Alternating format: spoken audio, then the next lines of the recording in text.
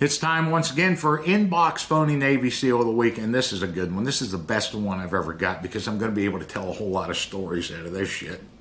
And the bottom line is it deals a lot with the Naval Academy.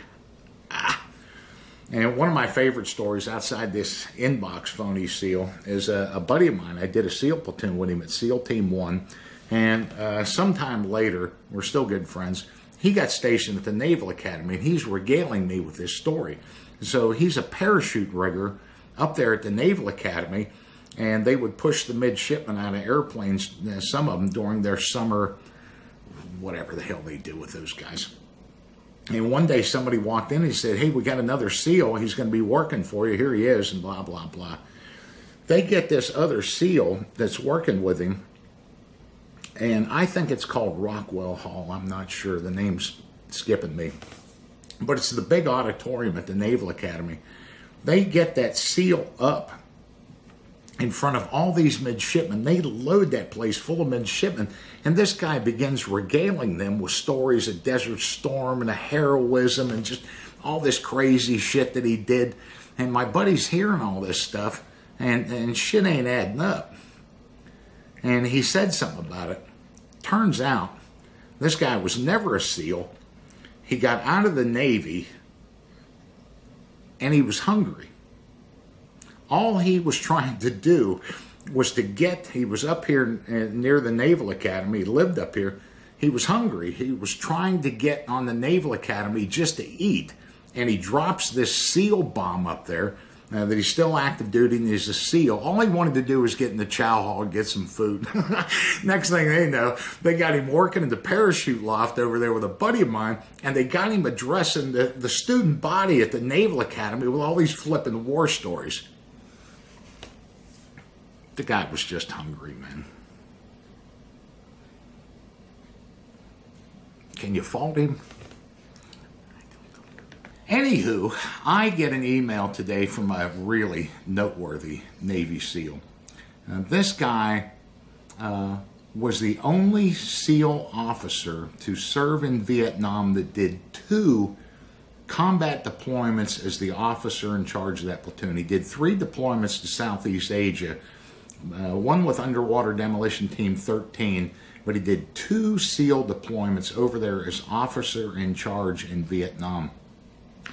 Remarkable guy, and that's where I get a lot of questions from young guys about being an officer versus enlisted. Your career path, being operational, being a gunfighter in SEAL team, being an officer is pretty short-lived. He was the only guy that did 2 SEAL platoons as officer in charge, and then he got stuck in some ops job, and he knew his progression throughout there was just going to be nothing but driving death, so he got out of the Navy.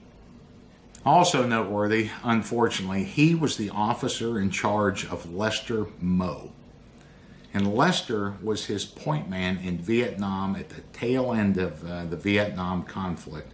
And Lester Moe was the last SEAL killed in Vietnam to ground fighting. I talked about the SEAL that was killed during Operation Thunderhead, but that wasn't ground fighting. The last SEAL killed in Vietnam by hostile fire was Lester Moe, his point man. He also talked about Barry Enoch a lot in his email to me. And Barry Enoch is just a freak show of a SEAL. He got Barry Enoch meritoriously promoted to Chief Petty Officer, and he wrote the award citation for his Silver Star. He actually got 2, 4 Bronze Stars, 2 Silver Stars, and he wrote the citation for Barry Enoch's crazy-ass Navy Cross citation, which he got. Barry Enoch is just, that guy was quite something. He also talks really fondly in here of having one crazy son of a bitch in SEAL in his platoon by the name of Mike Thornton. He said Mike Thornton used to carry 1,000 rounds of ammunition on some operations around Dung Island. 100 now I carried the M60, and a box of M60 ammunition, linked ammunition, tracer and ball rounds, with all the links on it, weighed 7 pounds. If you're carrying 1,000 rounds, that's 70 pounds of ammunition for a 26-pound M60 machine gun. That's almost 100 pounds of that flipping gun. That's what we used to ski with 100-pound rucks. The most I ever carried being an M60 machine gunner was 500 rounds, and that fucking sucked a lot. The M60 was known as the pig, and it was known as the pig for a good reason. That was one hard to hump flipping gun. That damn Mike Thornton carrying 1,000 rounds of that shit is just completely out there. Tom Boynton, who's writing this to me today, explains that in 1964 and shit, just as SEAL teams got their commission in 1961, that you were never going to go to BUDS training, UDT training back then, as a Naval Academy graduate. It was not part of the program. There was no career path for it, and it's always kind of been that way. Losing Naval Academy graduates to go to SEAL training. The Navy and Naval Academy graduates have always wanted their officers driving ships, submarines, or flying airplanes. This whole SEAL thing is completely out of the realm of the Naval Academy, but they do it. Back then, they would not do it. And Tom writes in here that he was never going to go to SEAL training through that, so he went to flight school. The only way he got to SEAL training is because he crashed an airplane during flight training. He walked away from it. He said, that's how I ultimately got to underwater demolition SEAL training back in the 60s. That's a good one. And true. He writes to me in the inbox, Phony Seal, I got a story to tell you, both interesting and sad. During my last 2 years at the Naval Academy, 64 to 66, the officer of our 23rd company was a Lieutenant Solomon. The story was that he had been enlisted in UDT during the Korean War and had gone to NAPS and graduated from the U.S. Naval Academy. He told us upperclassmen a story about being strafed by U.S. aircraft while reconning beaches in Korea.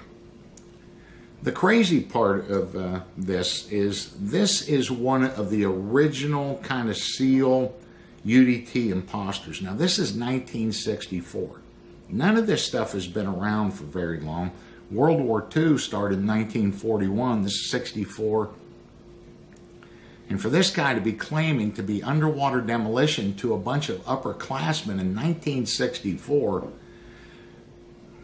we're really going back on this phony SEAL shit. He goes in to say what an absolutely great guy this guy was. He gave them unlimited leave. The upperclassmen could go and do whatever they want, whenever they really wanted, as long as they kept up their stuff, is what I'm getting from that. He remarks of how cool this guy was. That they referred to all the boys and the upperclassmen as big kahunas, the kahuna boys, and that was during the 60s with the Beach Boys in California surfing. And he talks about them. We thought our company officer was cool. And if this is what underwater demolition teams are like, I want a part of it because of this guy. The crazy part of all this still is that the superintendent of the Naval Academy during that time was Draper Kaufman, Admiral Draper Kaufman, the father of underwater demolition teams, the guy that started all of it. It's surprising that Admiral Kaufman wasn't aware of this guy. I mean, he's only one of the company commanders. I mean, how many company commanders can you have at the Naval Academy? That this guy, he didn't know that this guy was claiming to be underwater demolition team, because Admiral Kaufman was. Kaufman was an absolute freak show, starting all this stuff. He was the 44th superintendent of the Naval Academy, Rear Admiral, and he was awarded 2 Navy Crosses and a handful of other stuff from his wartime activities. Draper Kaufman actually started in the British Navy and came to America and went through all through World War II. And again, 44th superintendent of the Naval Academy, Naval Academy graduate, and awarded 2 Navy Crosses. The only thing cooler than that is that his father, James Kaufman, was also an admiral in the Navy, also a Naval Academy graduate, and also was awarded 1 Navy Cross. That's quite something. Son smokes him on the Navy Cross things, but what a history there. How Kaufman didn't hear these stories or whatever and put two and two together there that this guy was lying about the whole thing is really beyond me. In the end, Tom Boyhan goes back to his 50th anniversary graduation at the Naval Academy with all of his classmates there, and there's talk that Lieutenant Solomon had never served in UDT. And this is just driving this guy crazy, Tom Boynton. And he asked me to verify the claim today once and for all so that he can go back to his Academy shipmates and tell them, no, that guy was never a SEAL, never in UDT, was never strafed on the beaches, reconning in Korea, none of that. He's upset, and this is a very accomplished guy that used Draper Kaufman and this company commander, Lieutenant Solomon, as role models. Loved them both. Those were what he aspired to be. Those were the coolest guys out there because of their background as being frogmen, and he wanted to be one of them. Ultimately, a twist in the road at flight school got him there. All these years later, 50th anniversary, and he's figured out that this ain't right, and he's mad about it. He finishes here. I've watched a number of your YouTube videos, and me and Diane are entertaining and a great team together. Bravo Zulu, which is the Navy slang for job well done. Bravo Zulu.